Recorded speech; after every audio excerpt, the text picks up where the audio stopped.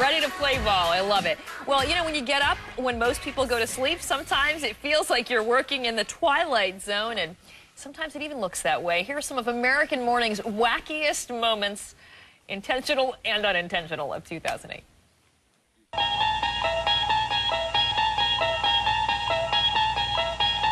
You unlock this door with the key of imagination. Beyond it is another dimension. A dimension of sound. A dimension of sight. A dimension of mind. You're moving into a land of both shadow and substance, of things and ideas. You just crossed over into the blooper zone.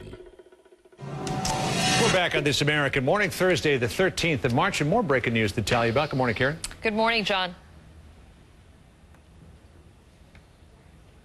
All right, we'll get to the breaking news in just a second. Sort of interlock the fingers, and you get what's called the intermammary line, right between the nipples. What you try to do is come up with an image that reminds you of the name. For instance, John, I may think of a toilet bowl because that's a nickname. Oh, it's a nickname. The John is a nickname. Score one for me. If you're one of the millions of Americans about to head out the door this morning, odds are, excuse me, your commute. See, you're thinking so much about it, you're tongue-tied. Thanks for trying to save me. It was Doritos. We're talking about blood pressure. Excuse me. The theory was this. Excuse me.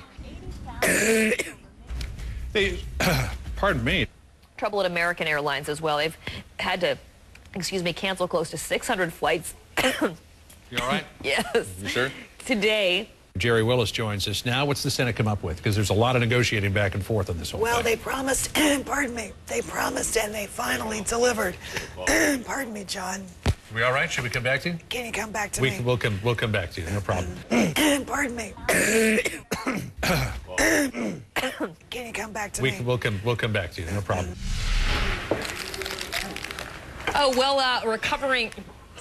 We're back. When y'all gonna let us be on part of the best political team on TV? Oh. Just imagine me sitting between Bill Bennett and Carl Bernstein. Look like somebody setting up for a hot dog eating contest. Yeah. Hardcore. Yeah. What do you think about John McCain's decision to suspend the campaign? About twice as many campaign offices throughout the state than Republican. Iran may be looking favorably upon this latest proposal from the EU. What can you tell us about that? Yeah, hold on one second, Joe. Yeah. And as Senator Joe Biden and Governor Sarah Palin get their big chance to define themselves to the public. Sorry about that, folks. You know, we're so worried about the sound. There could actually be a fire. But let's quickly go instead to Jason Carroll quickly. Folks, this is the reason why we tell you never to drive in any type of area where you cannot see.